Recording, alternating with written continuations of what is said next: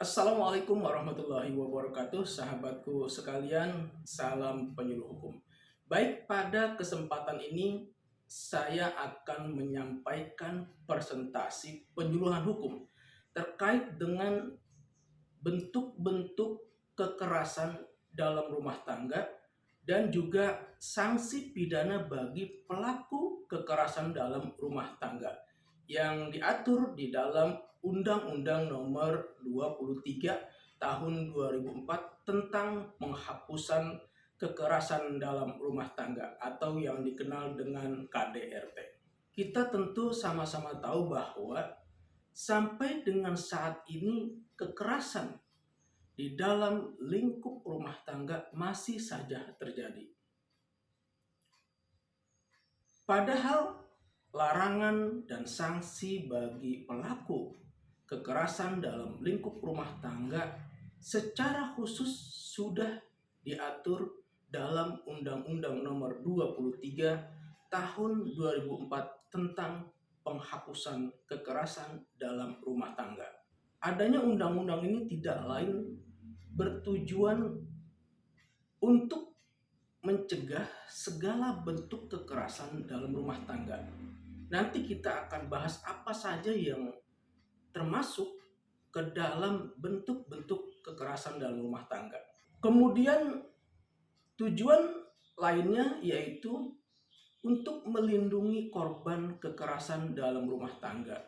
Kemudian untuk menindak pelaku kekerasan dalam rumah tangga, memelihara keutuhan rumah tangga yang harmonis dan sejahtera. Ini adalah tujuan adanya Undang-Undang Nomor 23 Tahun 2004 tentang penghapusan kekerasan dalam rumah tangga. Terjadinya kekerasan dalam lingkup rumah tangga tentu disebabkan oleh banyak faktor. Ada yang bilang karena faktor ekonomi, faktor budaya, faktor pendidikan, faktor masyarakat itu sendiri, dan juga disebabkan karena faktor pribadi dari manusia itu sendiri. Sebelum membahas lebih jauh tentang KDRT, kita coba mulai dari pengertian daripada KDRT itu sendiri. Pengertian KDRT adalah setiap perbuatan terhadap seseorang, terutama perempuan, yang berakibat timbulnya kesengsaraan atau penderitaan secara fisik, seksual, psikologis, dan atau penelantaran rumah tangga, termasuk ancaman untuk melakukan perbuatan pemaksaan atau perampasan kemerdekaan secara melawan hukum dalam lingkup rumah tangga. Ini pengertian dari pada KDRT atau kekerasan dalam rumah tangga. Dari pengertian ini memuat perlindungan terhadap perempuan. Ya, walaupun pada dasarnya undang-undang ini mengatur perlindungan terhadap semua orang yang ada di dalam lingkup rumah tangga itu sendiri. Namun memang seringkali yang menjadi korban dalam kekerasan rumah tangga yaitu perempuan. Oleh karena itu dalam undang-undang ini lebih menekankan atau mengutamakan perlindungan kepada perempuan dan juga perlindungan kepada semua orang atau setiap orang yang termasuk atau yang ada dalam lingkup rumah tangga tersebut. Kemudian siapa saja yang termasuk dalam lingkup rumah tangga? Yang termasuk dalam lingkup rumah tangga sebagaimana yang diatur dalam undang-undang ini yaitu suami, istri, dan anak. Kemudian orang-orang yang mempunyai hubungan keluarga dengan suami, dengan istri atau dengan anak. Karena hubungan darah, perkawinan, persusuan, pengasuhan, dan perwalian yang menetap dalam rumah tangga tersebut. Ini yang termasuk dalam lingkup rumah tangga.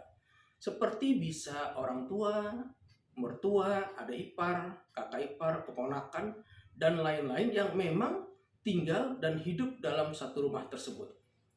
Kemudian Yang termasuk dalam lingkup rumah tangga lainnya yaitu orang-orang yang bekerja membantu rumah tangga dan menetap dalam rumah tangga tersebut. Seperti asisten rumah tangga yang memang biasanya dalam kehidupan sehari-hari dia juga tinggal dalam rumah tangga tersebut. Maka ini juga termasuk dalam lingkup rumah tangga. Bentuk kekerasan yang terjadi dalam rumah tangga yang telah disebutkan dalam pengertian KDRT itu sendiri diantaranya adalah kekerasan fisik, kekerasan psikis, kekerasan seksual, dan penelantaran rumah tangga. Inilah bentuk-bentuk kekerasan yang terjadi dalam lingkup rumah tangga yang sampai saat ini pun masih banyak terjadi. Bentuk kekerasan dalam lingkup rumah tangga yang pertama yaitu kekerasan fisik. Apa yang dimaksud dengan kekerasan fisik dan seperti apa?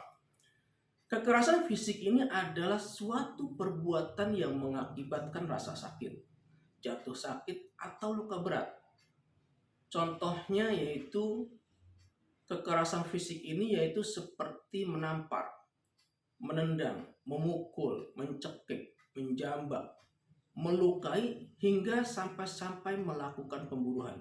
Inilah yang termasuk ke dalam bentuk-bentuk kekerasan fisik. Kekerasan fisik ini bisa dilakukan oleh suami terhadap istrinya, atau sebaliknya, istri melakukan kekerasan terhadap suaminya. Bisa juga orang tua, suami atau istri melakukan kekerasan fisik terhadap anaknya, terhadap asisten rumah tangganya, atau terhadap orang-orang yang menetap dalam lingkup rumah tangga tersebut.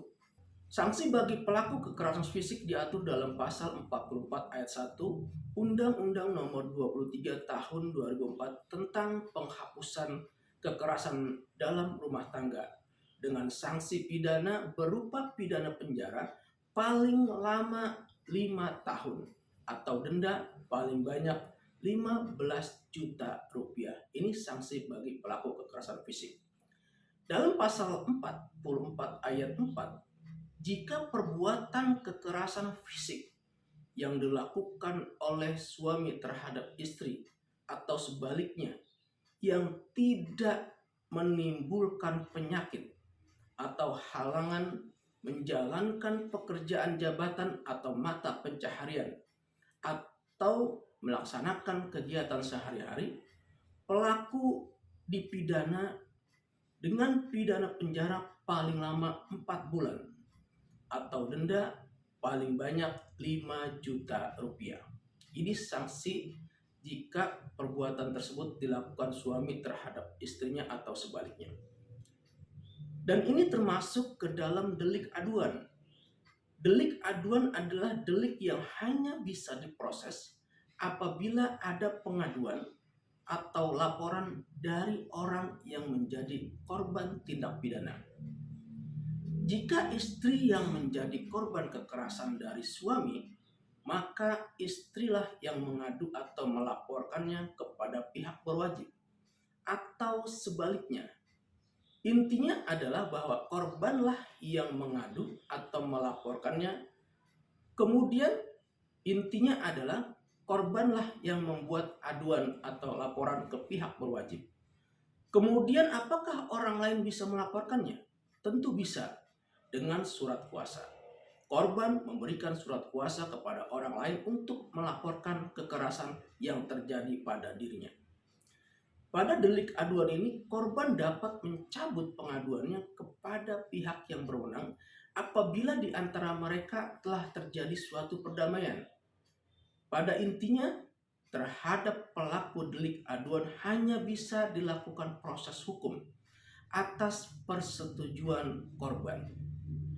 Jika pengaduannya kemudian dicabut selama dalam jangka waktu 3 bulan setelah pengaduan diajukan, maka proses hukum akan dihentikan. Dan setelah melewati 3 bulan dan pengaduan tidak dicabut atau hendak dicabut setelah melewati waktu 3 bulan, maka proses hukum tetap dilanjutkan. Kemudian apabila akibat dari perbuatan kekerasan fisik yang dilakukan oleh orang-orang dalam lingkup rumah tangga mengakibatkan korban jatuh sakit atau luka berat sebagaimana tercantum dalam pasal 44 ayat 2, maka pelaku kekerasan fisik dipidana dengan pidana penjara paling lama 10 tahun atau denda paling banyak 30 juta rupiah. Ini jika kekerasan fisiknya mengakibatkan sakit atau luka berat. Kemudian pada pasal 44 ayat 3, jika perbuatan kekerasan fisik mengakibatkan matinya korban, maka pelaku dipidana dengan pidana penjara paling lama 15 tahun atau denda paling banyak 45 juta rupiah. Ini sanksi bagi pelaku kekerasan fisik dalam lingkup rumah tangga.